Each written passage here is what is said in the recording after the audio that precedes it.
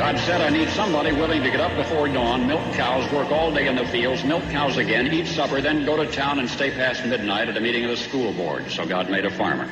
My administration will be focused on three very important words: jobs, jobs, jobs. A policeman must be a minister, a social worker, a diplomat, a tough guy, and a gentleman. And of course he'll have to be a genius because he'll have to feed a family on a policeman's salary. From this day forward, it's going to be only America first. America first. We, the citizens of America, are now joined in a great national effort to rebuild our country and restore its promise for all of our people. Because today, we are not merely transferring power from one administration to another, or from one party to another, but we are transferring power from Washington, D.C., and giving it back to you, the people. Hold on to your seats. Buckle up for safety. You are now entering another dimension with the Scott Adams Show.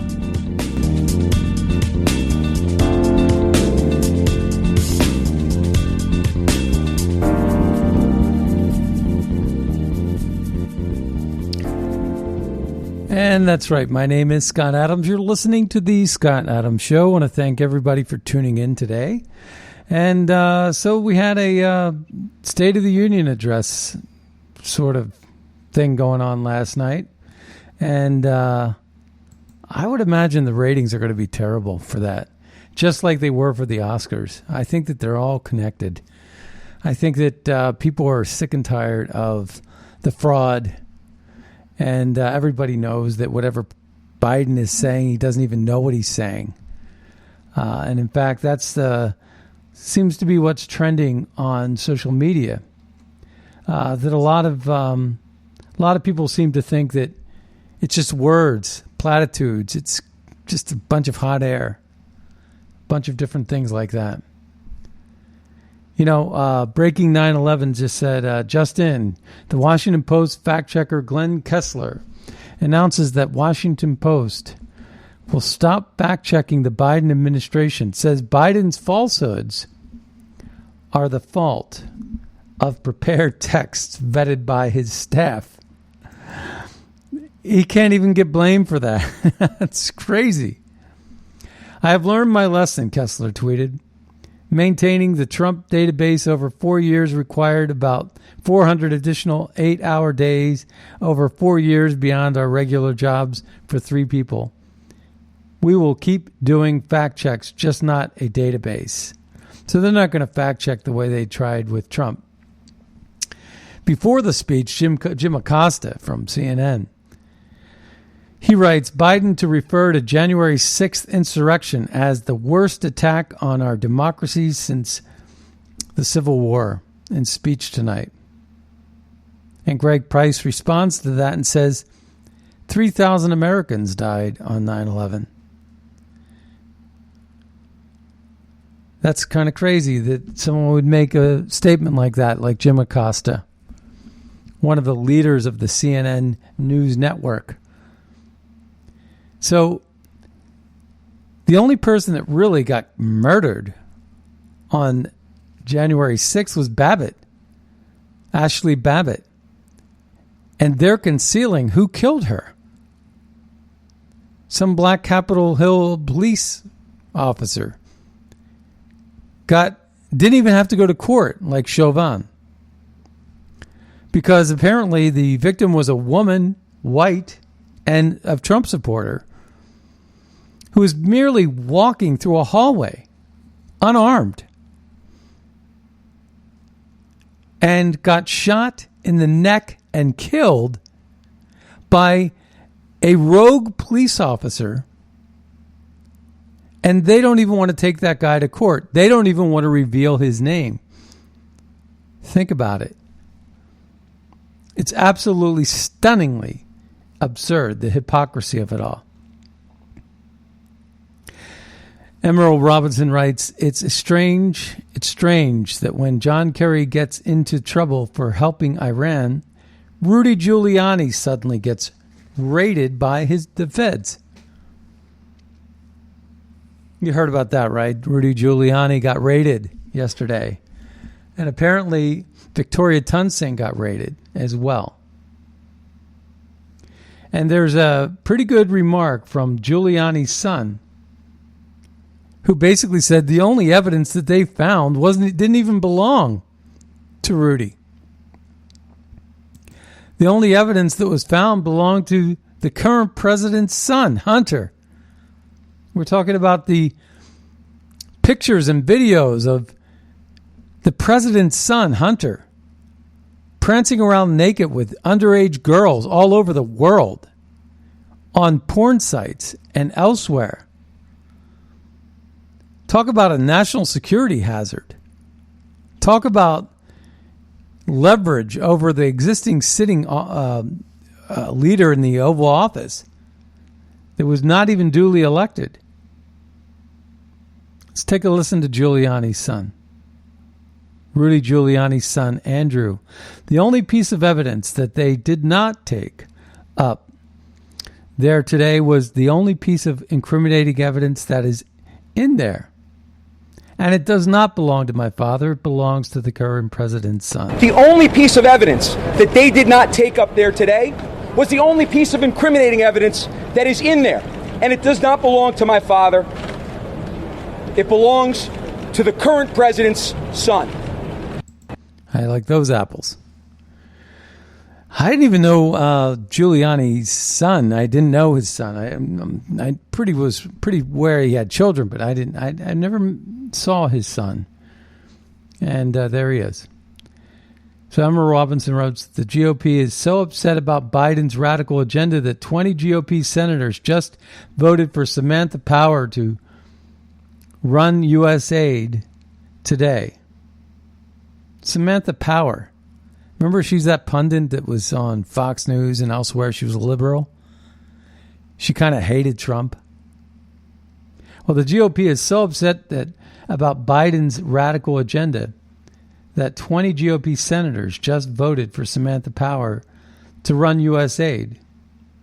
That's the same Samantha Power who illegally unmasked Americans to spy on the Trump campaign. What does the GOP stand for? Nothing. It's the primary mission of MAGAPAC.org and BugleCall.org and everything that we're doing on this show, Scott Adams Show. What are we doing? We're not even fighting. I'm not even tuned in to what the Democrats are doing right now because I could care less what the Democrats are doing right now. I know they're there under falsehood. I know that they shouldn't be there. They didn't earn it. And the numbers will reflect that. If a guy gets 81 million votes, chances are he's going to have a really big night. Turns out that everybody sitting in the room was wearing a mask, all social distance, and everyone had a vaccine. What a fraud. When Jen Psaki was asked about why it is that Joe Biden wore his mask at a world leaders summit, climate change summit, talking about climate change, just to double down on controlling of people. The answer was to make a statement. And what's that statement supposed to be? You got to be a moron to live in this world now? That somehow you got to wear a mask while you take a shower? Alone? I mean, what kind of stupidity is that? That you can't walk into a field miles of open space without wearing a mask? That's not a message. It's that kind of messaging that makes it so you don't believe anything that they say. Pragmatism is what we're looking for. And Andrew McCarthy lacks it. He always has lacked it.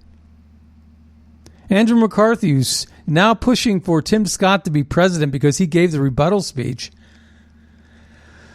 ignoring the lion in the room, not the elephant in the room, not the rhino in the room, not the donkey in the room, ignoring that Donald Trump is still the heir apparent to his seat in the Oval Office if he wants it. And the people will decide whether or not they want Donald Trump. Right now, Donald Trump's poised and ready to hold another rally. He's the first and only pragmatic leader we've ever had, where he talked about transferring power from Washington back to you, the people. You know, President Biden wanted to talk about America as a concept and talk about an idea. It's a country. It's not an idea. It's a country. And we, the people, is not the government, sir. We, the people, are the people that empower government officials to represent them accurately, not to push redistribution of wealth schemes and take from the rich and give to the poor and take from the poor and give to the rich. It's the same problem with race and this critical race theory that they have going on. They have this critical race theory going on. And Tim Scott did make a couple of great points. He talked about how the way you beat racism is to not throw in more racism, but less racism. Let's just take skin color out of the equation. Let's move on from skin color. But to say you're going to actually punish white people for something that their ancestors did to help out black people isn't advancing the ball for racism. It's doubling down on the stupidity that the Democrats once had about Jim Crow and segregation and KKK and lynching black people. That was all Democrat ideas. George Wallace, Democrat of Alabama, stood in the door and didn't want integration in the schools and didn't allow those two little black girls to walk to school. Robert Byrd from West Virginia, a Democrat, was adored by Hillary Clinton and Joe Biden himself. And he was a grand wizard of the KKK, the last grand wizard of the KKK to ever walk the halls of the Senate. And the KKK itself was a Democrat idea born in the South, where at the time there was all Democrat governors. It was the only time that those states turned red, ruby red, how Mississippi became Republican and how Alabama became so red and Georgia was a red state wasn't because of the Grand Wizards and the KKK Old Boys Club running the show. It was because there was carpetbagging going on. There was pragmatic, tolerant Republicans who fought against slavery that worked their way down to leadership roles and opportunities in the South and fought for equality. The 13th and 14th and 15th Amendments in the wake of the Civil War were all advanced by the Republican Party. The Republican Party that was established in 1854 to abolish slavery.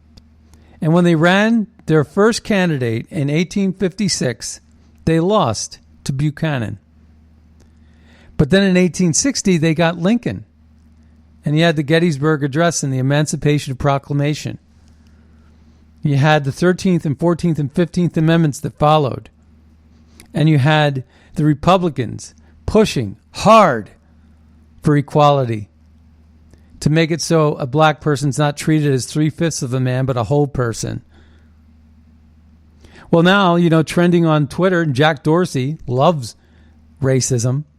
And Jack Dorsey was pushing Uncle Tim. Wonder what that means. That somehow Tim Scott's an Uncle Tom? Why not just say what you mean? Why not just say it? It's that stupid anyway. But our leadership in the Republican Party is really where the fight is for MAGAPAC.org and BugleCall.org. That's why our primary goal is to actually advance America First ideas and policies that can make America great again. And our primary goal is to make sure that rhinos like Liz Cheney and Lisa Murkowski, who are all up for an election in 2022, to be primaried out of office. Shame on the Washington Examiner, for example. Supposedly a conservative magazine. But I live here in the Beltway in Washington, and they have this magazine that is in one of those little boxes on the corners.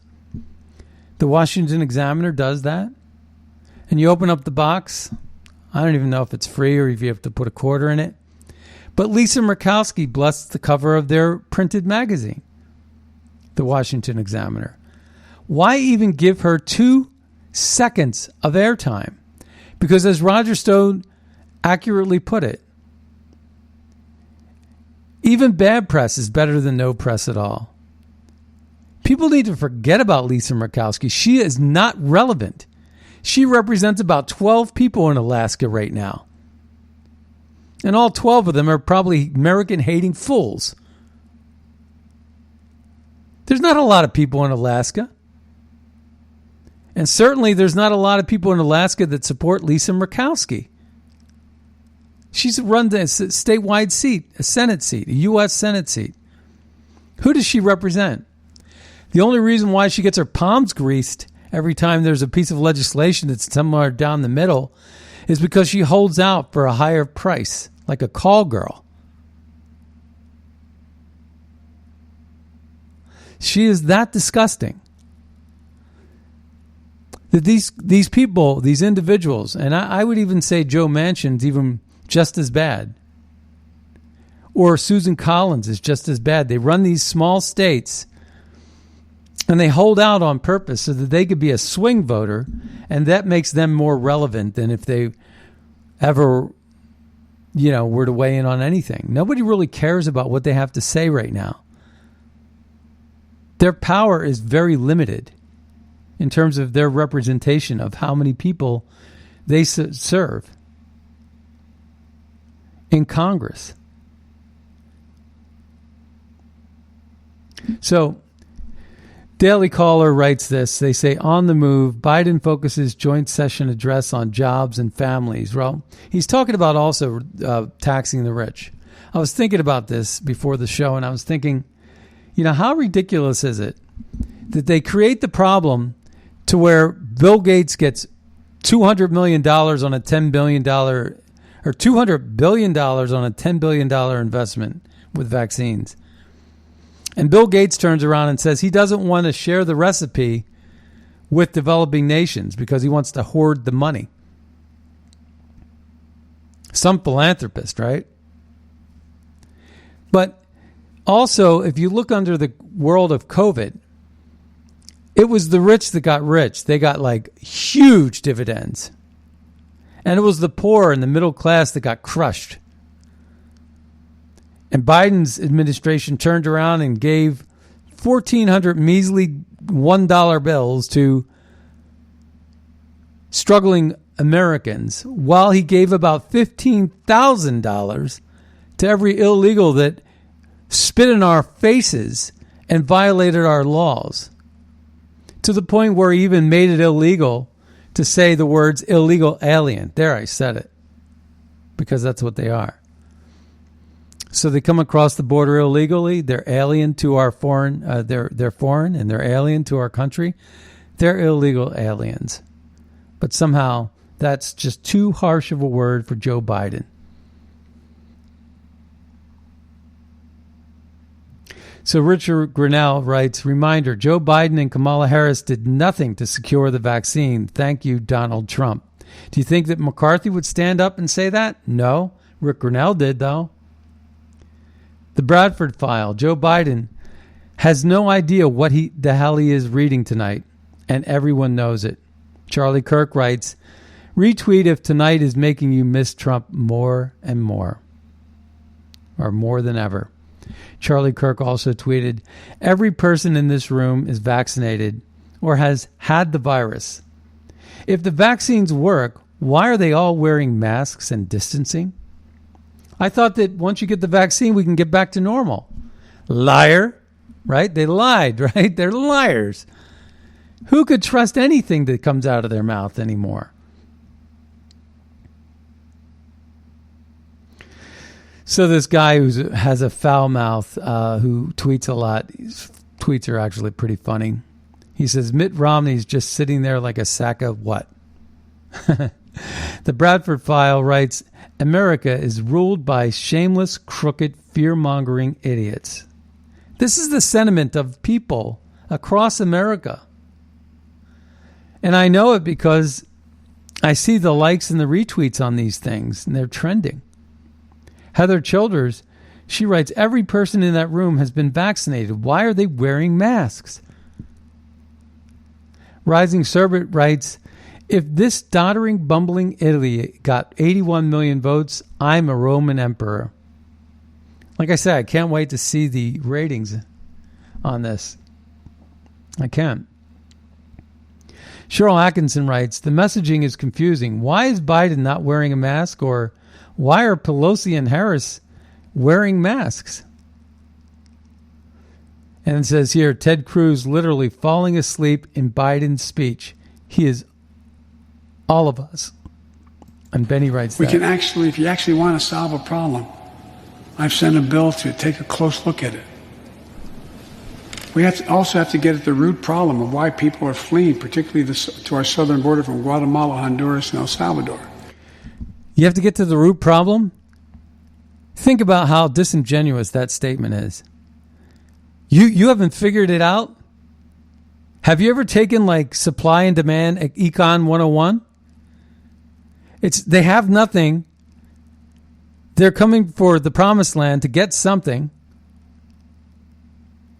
And you're waving a carrot in front of their nose saying they can cut in front of the line. He can't figure this out. He's been in office for how long? Joe Biden, since what, 1972? For 50 years, this guy's been in Washington, D.C., and he doesn't know the answer to why people from El Salvador and Honduras are coming to America for a better way of life. He doesn't understand that. And he wants to muck it all up by putting Kamala Harris in charge of it. And guess what? She doesn't even spend 1 second down at the border. Somebody pulled Biden aside and said, please, sir, come down to the border and check us out. Meanwhile, Customs and Border Patrol are doing the best they can to arrest all these people, but they got this catch and release coming back and all this other stuff that's allowing for these illegals to just penetrate our cities. They're being flown all over the place. They're being given money. They're being given lodging. It's a systematic way to get these people to be ID'd, give them a voting registration, which gets them a ballot that they'll never, ever see. And that ballot will actually turn into a vote for a Democrat without that person ever even knowing how to vote. That person didn't even know how to register. That person didn't know how to vote. That person's not eligible to vote. That person's not legally a voter. Yet that person will have an ID. That person will get a ballot. That person will get registered. That person will actually vote. And that vote will go to a Democrat. And it'll probably be distributed in a state or a city or a district that needs that vote the most. And that's already been proven that that's been done. Where ballots were generated and sent and received the same exact day. When my mail, my post office doesn't deliver stuff for over a month sometimes. Buck Sexton writes, the only life lost in the insurrection was an unarmed woman shot in the neck through a locked door by a Capitol police officer. Biden is a disgusting fraud. He's talking about The January 6th thing being the worst thing since 9/11. Worst attack on American soil. I think he said the Civil War. And someone reminded them about 9/11. That's right. So Joel Pollack writes, Tim Scott's response to the president was the best in recent memory and perhaps the best ever. Joel Pollack. Joel Pollack actually didn't like Trump there for a while, but wrote a book, and then he loved Trump because Trump was seen on the tarmac holding his book. Tricia Flanagan writes, breaking, FBI has executed a search warrant at Victoria Tunsingh's home, citing alleged involvement in Ukraine. This smacks of a Democratic preemptive strike for a fake impeachment 3.0 in preparation for a Trump 2024 run. Democrats must be very afraid. Biden says, our Constitution opens with the words, as trite as it sounds, we the people. It's time we remembered that we the people are the government. What? That sounds awfully strange. Wow. Let's take a listen to how out of touch this old geezer is. Our Constitution opens with the words, as trite as it sounds, we the people. Well, it's time to remember that we the people are the government. You and I. We the people are the government, you and I? Who is he speaking to? You're not the government, are you? I'm not the government. No, I elect a government official to represent my district. I vote for a government state official to represent my state. I'm not the government, are you? No. I think he's got this all backwards. Our Constitution opens with the words, as trite as it sounds, we the people. Well, it's time to remember that we the people are the government. You and I. Not some force in a distant capital. Not some powerful force that we have no control over. It's us. It's us. Tell that to the guy in Montana who where the capital is a distant building. Listen to this again. In a distant capital, not some powerful force that we have no control over. It's us. It's we the people. We have no control over? We're not even allowed to walk into the Capitol building anymore. It's not the people's house anymore. It belongs to the government who's stealing money out of your pocket. In another era, when our democracy was tested, Franklin Roosevelt reminded us, in America, we do our part. We all do our part. That's all I'm asking. That we do our part, all of us. If we do that, we will meet the center challenge of the age by proving that democracy is durable and strong. What the heck did that mean? He just read that. You could see his eyes laser beamed on the teleprompter. Listen to this scripted language. We will meet the center challenge of the age by proving that we will meet the center challenge of the age. What the heck does that mean? Challenge of the age by proving that democracy is durable and strong. Autocrats will not win the future. We will. America will. And the future belongs to America. Our Constitution opens. Wow. That is scary stuff, right? That is scary as can be. That guy doesn't have a clue as to what he is saying. So Jewish Deplorable writes, fun watching the libs with Black Lives Matter in their bio go full David Duke on Tim Scott. Will Chamberlain writes, America is an idea. No, it's not. It's a country. I like that. So America is an idea? No, it's a country, folks. It's a country. So Chuck Ross writes, after Biden's speech and Tim Scott's response, CNN is spending all of its energy tearing down Tim Scott. Matt Walsh writes, a listener to his show tells me that he's Oh, okay. So this is a different one, but this is interesting. I'm a wrestling fan, as people know.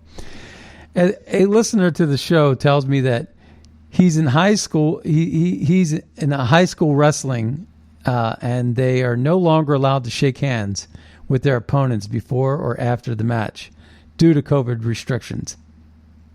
You getting that?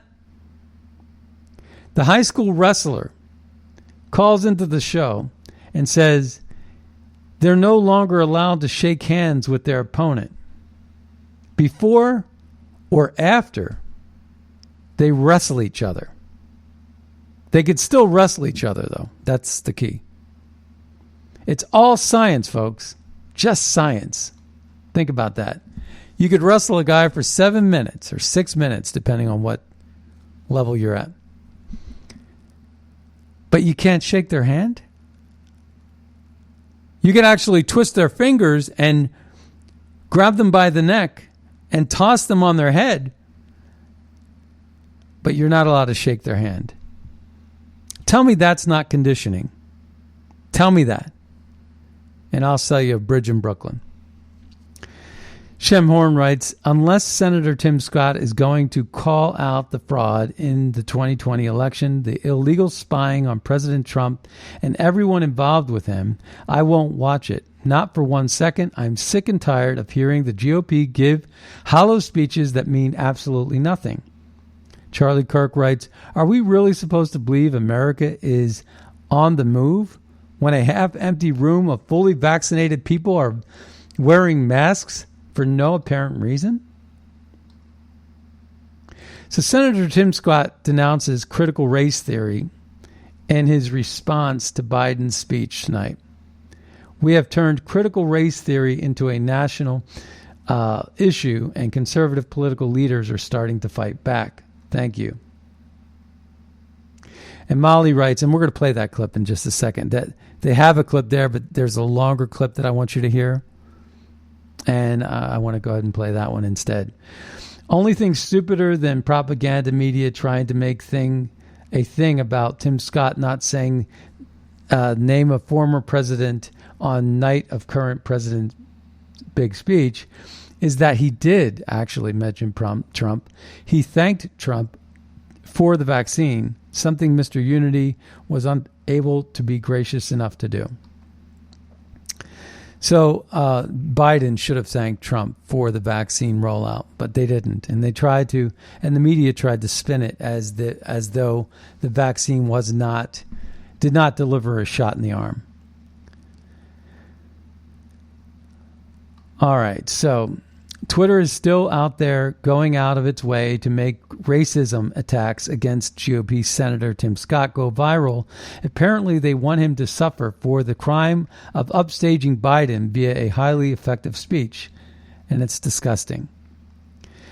Joseph Wolfson writes, MSNBC's Nicole Wallace following Senator Tim Scott's speech. Operation Warp Speed didn't do anything to get a needle in the arm, so a lot of disinformation. Does she not realize what's actually in the needle that was the product of Operation Warp Speed? It's called a vaccine. So Tim Scott explodes Democrat race narrative with inspiring family story. Now I'm going to go ahead and play this. I think there's going to be a little commercial here, so we're going to try to mute that. Did you know that your toughest cleaning problems can be caused by hard water metals? And they lock in residues this is like Rumble, glue by the way. On your hard surfaces and fabrics. I already played this once. Try 9 Elements. It's vinegar-powered deep clean. Dissolves hard water buildup. We're going to have to close that part, and then I can mute it through my mixer. But what he's going to talk about is the critical race theory response to Joe Biden. So let's just go ahead and see what we get here. All right, here we go. Nowhere do we need common ground more desperately than in our discussions of race. I have experienced the pain of discrimination. I know what it feels like to be pulled over for no reason, to be followed around the store while I'm shopping. I remember every morning at the kitchen table, my grandfather would open the newspaper and read it, I thought. But later I realized he had never learned to read it. He just wanted to set the right example. I've also experienced a different kind of intolerance. I get called Uncle Tom and the N-word by progressives, by liberals. Just last week, a national newspaper suggested my family's poverty was actually privilege because a relative owned land generations before my time. Believe me, I know firsthand our healing is not finished. In 2015, after the shooting of Walter Scott, I wrote a bill to fund body cameras. Last year, after the deaths of Breonna Taylor and George Floyd, I built an even bigger police reform proposal. But my Democratic colleagues blocked it. I extended an olive branch. I offered amendments, but Democrats used a filibuster to block the debate from even happening. My friends across the aisle seemed to want the issue more than they wanted a solution.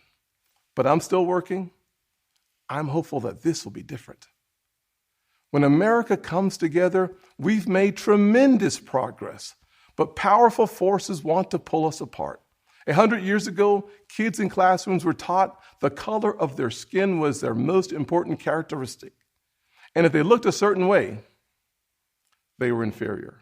Today, kids are being taught that the color of their skin defines them again. And if they look a certain way, they're an oppressor.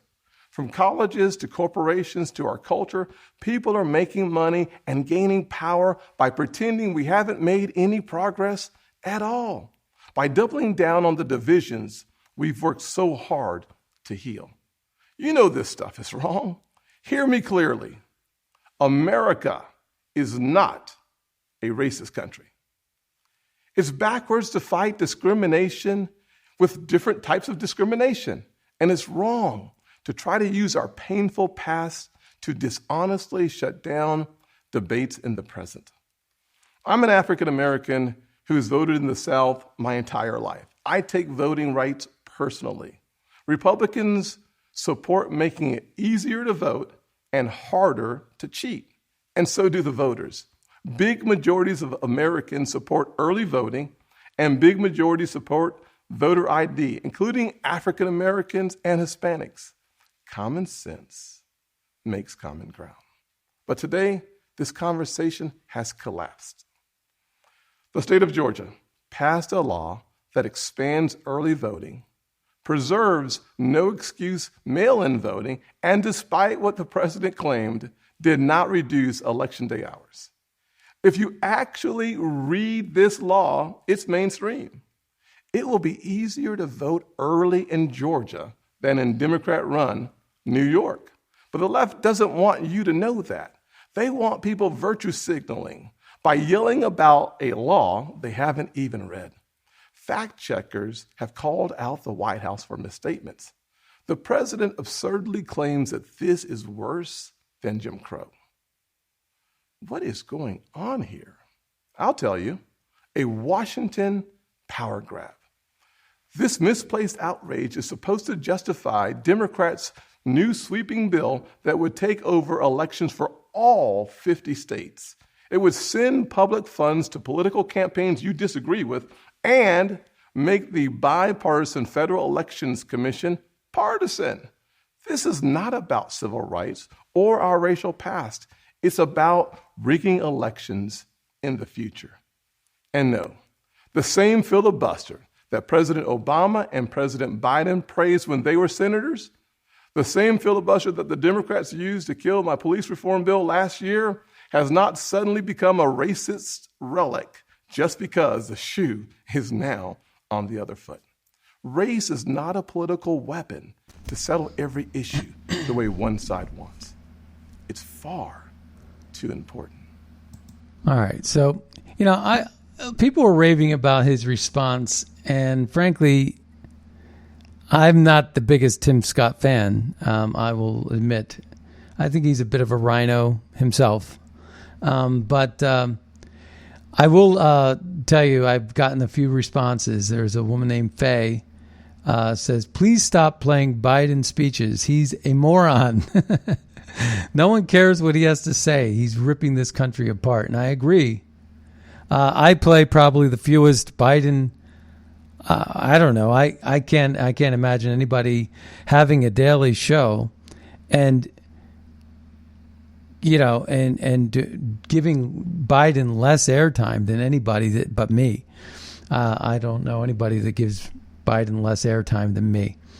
Only because I don't even acknowledge him as a legitimate winner of a presidency. I look at and I'm actually hoping to see that the numbers are going to reflect that of the Oscars. I think that the two are sort of in the same envelope there, in a sense that people are tired of the political righteousness of the left, whether it's a Hollywood elitist or a Washingtonian aristocrat. I think that they're all in the same boat, and I don't think they deserve any credence whatsoever. So I'm right there, with Faye. Also, that's Lynn Kelly writes, that's why if we don't rectify the 2020, there will never be a Republican president again. Voter fraud would be the same for other elections also. One way to win somebody over. He didn't. So here's the thing. The point is related to Tim Scott talking about early voting in Georgia. I didn't like that because I don't believe in early voting. I believe in day of voting. I believe in voting in person. I believe in voter ID. I don't believe in ballot harvesting. I don't believe in mail-in voting. I don't believe in voting without a chain of custody. I don't believe in voting where you can sell your vote or your vote could be bought for a hit of crack, like has been done in Kentucky. Everything I just mentioned actually happened.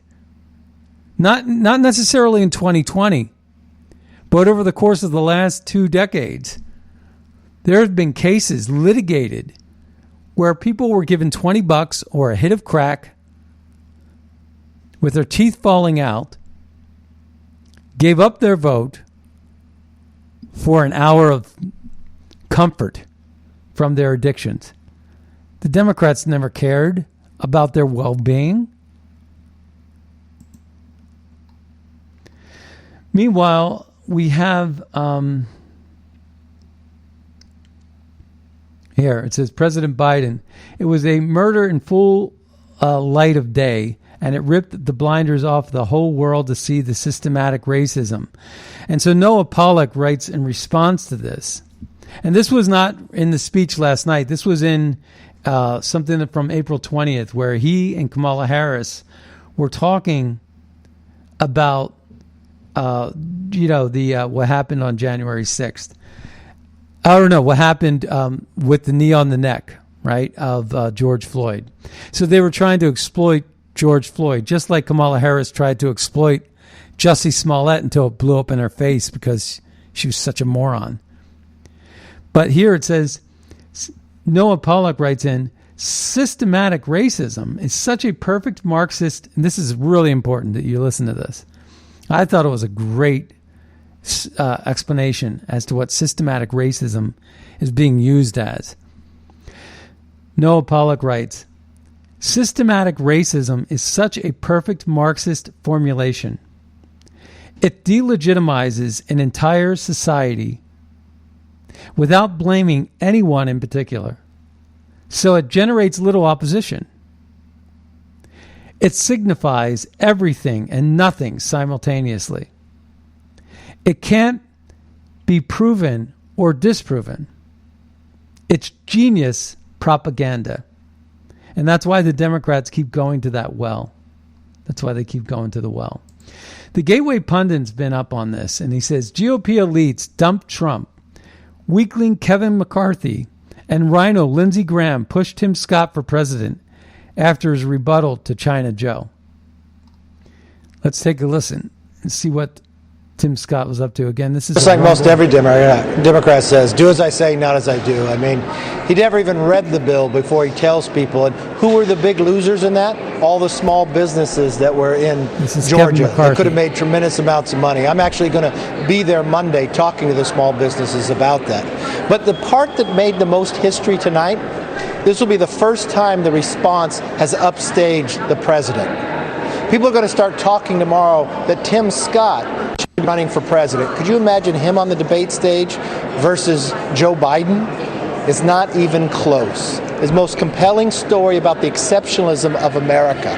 When Tim, who is a close personal friend, tells that story of his grandfather, who has his two grandsons at the kitchen table every day in that newspaper in front of him, it was only years later did Tim find out his grandfather could not read, but wanted a better life for his grandsons because he knew that's what America meant, that he wanted him involved in the current events. And now Tim Scott is the first black American ever to be elected to Congress and to Senate. You know, I'm looking at this agenda now. There's only, 5-6 seats that separate the majority that Nancy Pelosi has, and I would argue she's not really the speaker anyway. I would say that would be the squad and Congresswoman Ocasio-Cortez. But I ask you this now, everything that is happening, can they get this through Congress, meaning the House and the Senate? Because the Republicans have the power. They've got 50 U.S. senators. And if they hold the line and they walk out and they don't allow a quorum to start, none of these radical ideas can get passed. It'll stop there. Do you have confidence in Mitt Romney, Lisa Murkowski, and guys like Ben Sass? Because I don't. I think if we all hold the line together, we can stop it, even in the House. Just like most. Well, we shall see, right? We shall see about that. Terry from Arkansas writes in, idiot Joe Obama, it's consent of the governed. No one consents to his regime. That's true. That's true. Absolutely true. And so what we have is, we have communism knocking on our door. We have multiculturalism knocking the doors down. We have this whole farce of we're going to tax the rich and give to the poor, or rebuild the middle class. All that is just hogwash. The rich already got rich. Now they're just paying the club fee. That's all it is. That's all it ever was. The rich get rich based on the perks and the tricks and the access that nobody else has. The multinational trade deals, the World Trade Organization, the World Health Organization, the patents, and the controls. CDC is no less corrupt than any other government institution, whether it's the IRS or any other agency. It's all corrupt. And that's one thing we've learned, is that our medical industry is as corrupt as any other. They say oil's a dirty business. At least there you kind of know what you're getting. With this academia world, whether it's the universities and the tenure track, or whether it's the medical professions, they're all in bed with the lobbyists and the cartels, the poppy seed fields in Afghanistan, the human trafficking for drugs, the open borders to make the cartels' lives so much easier, the cocaine Mitches of the world and their shipping lanes, and the distribution channels and supply chains on the black markets and the gray markets. That's what the government is there to serve. It's not there to serve you, the people. That's why Biden is just so much a moron that he would literally say, and I'm glad I played that clip of him talking about how America is an idea. No, it's a country. And how America, we the people, is the government. That right there is an admission of guilt. If I was an attorney and he was on the stand, he would be guilty of misrepresenting his people, or the people, not even his people. He's representing his people, all right. I misspoke, but he is representing his people. His people are the people that live in D.C., inside the Beltway. His people are the Democrats on the far left that he is serving. His people are the people that give his campaign financing. That's all he's concerned about. The only way you can actually be a politician for 50 years and be as stupid as Nancy Pelosi, Maxine Waters, Ocasio-Cortez, or Kamala Harris, or Joe Biden, with his son Hunter hanging in the wings, the only way you could actually be in office that long is through sheer corruption. And the thing is that there's nothing to redistribute. Once you crush the middle class, there's no class to give to. And once you give access to unbelievable sums of opportunity and money to the corporations and the patent owners like Bill Gates and all these different big tech companies, they've already gotten all the carrots. They're perfectly willing to say, okay, I got a 2,000% profit gain in the wake of COVID, and we won the battle. They didn't win the war, but they won this battle. They're prepared to give back as if a charade or a charade, as if, a symbolic gesture. But merely what they are really only doing is they're paying a dues. They're paying the dues to be a member of the club. You know those fancy golf clubs where you get to talk to the rich and the power and elite? Those things cost $25,000 a year sometimes, maybe more. I don't even know. I've never been part of that world. But I'll tell you that they're happy to pay it. They're happy to pay for their child to go to a $50,000 a year school, even if it's in the 8th grade. Privilege, access. They're happy to pay the $250,000 a year to send their child to Harvard.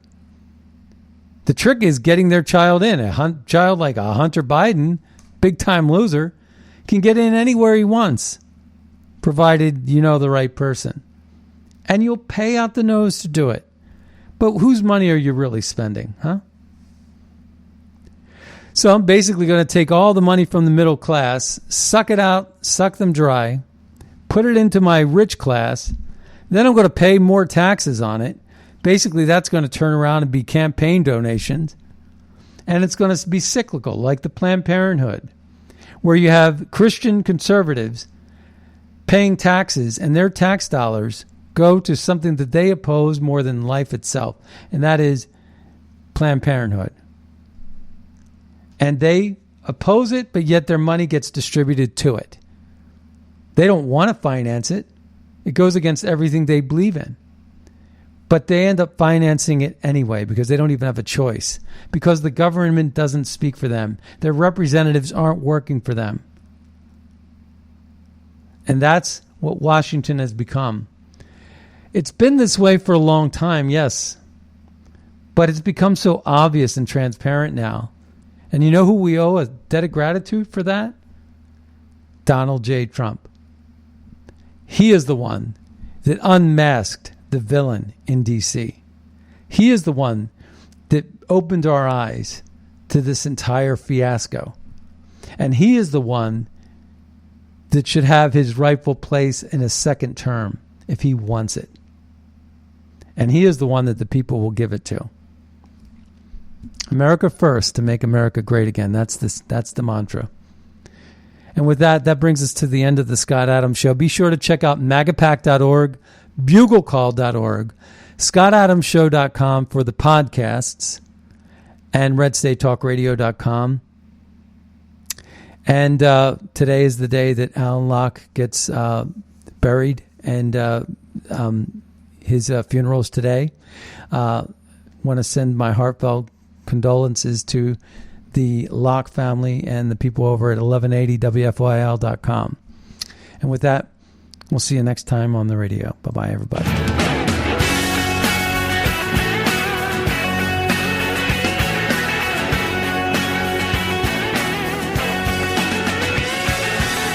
I'm from a small town in Tennessee, a long way from the suits in D.C., but close enough now to see this mess.